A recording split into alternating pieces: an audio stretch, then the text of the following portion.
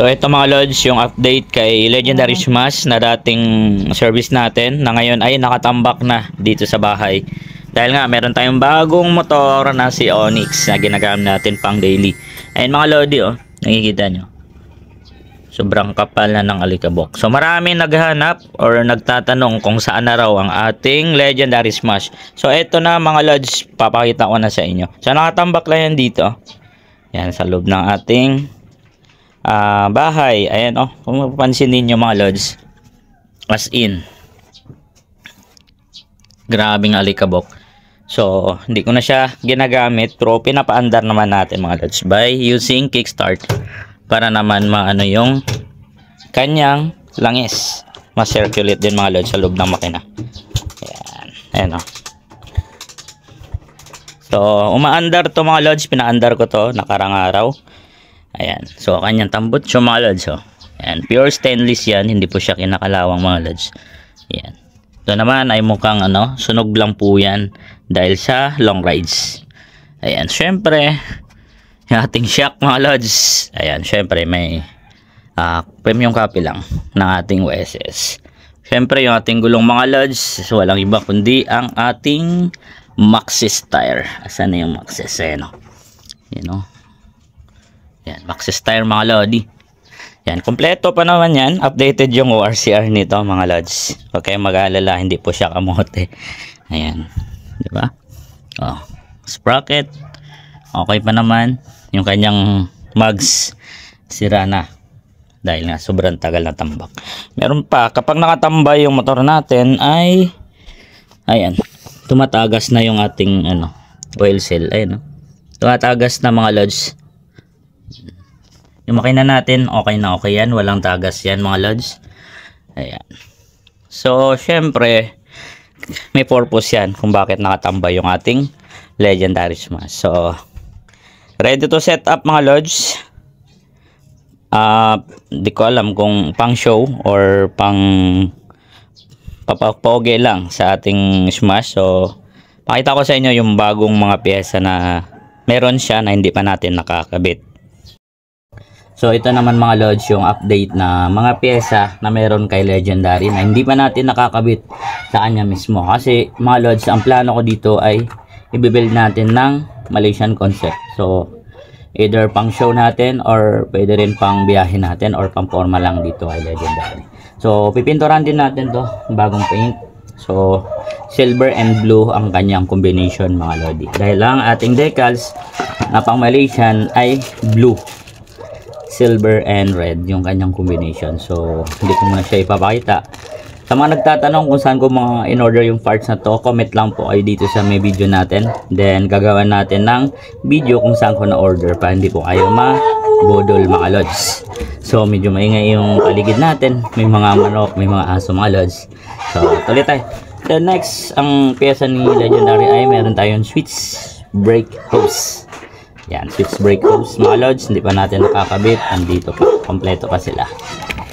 So itong EPR seat cover mga lods ay optional lang to, dahil order tayo ng sarili nating flat seat para dito kay Legendary Smash. So pag wala, habang wala pa, ito muna yung gagamitin natin pang daily. So meron tayo ditong disc, ayan. So meron tayong disc dito mga lodi. So para 220mm silver blue. So Brembo po yung in-order. Ayan. Yan. So ito yung ating gagamitin na ano. So hindi na tayo magbi-big disc plate. So small plate lang yung gagamitin natin para mas maangas mga lodi. Ayan. So meron pa tayo dito ang siyempre dahil nga pang Wave 125 yung in-order natin, so kailangan natin ng silver adapter. Ayan, pang Wave 125. So lagyan natin ng adapter para hindi na tayo mag bubble disc.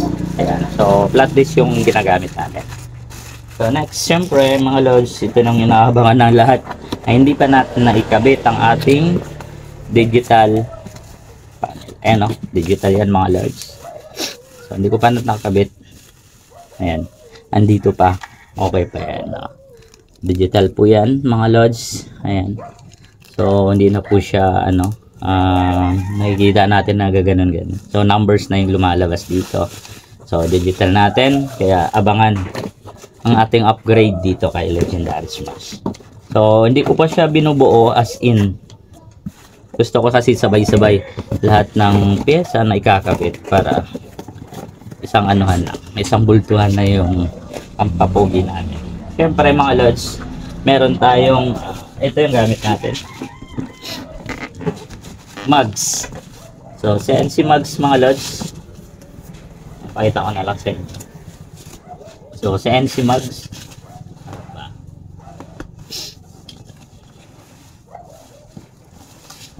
yung CNC mugs natin, yan, kulay blue.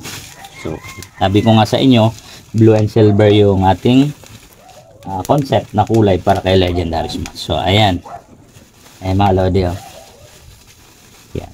So sa TikTok ko lang din to in order mga lods, sa mga gustong umorder ng ganitong mugs, and comment down below para iwas budol mga lods.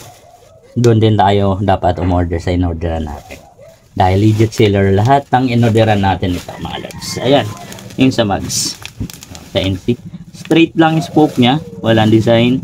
So mas maganda siya at mas maangas kapag tumatakbo mga lods.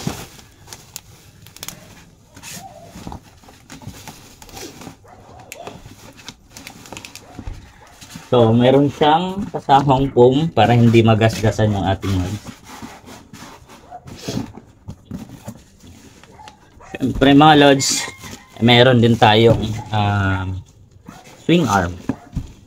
Ito, Hypertech swing arm yung in order natin, pang wave 125 din. Ayan.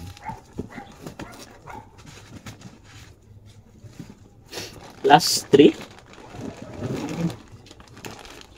Hypertech swing arm plus 3.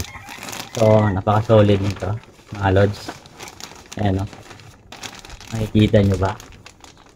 Hypertech swing arm plus 3 to mga lods. So ito yung kakabit natin para maganda yung tindig ng ating Smash mga lodi.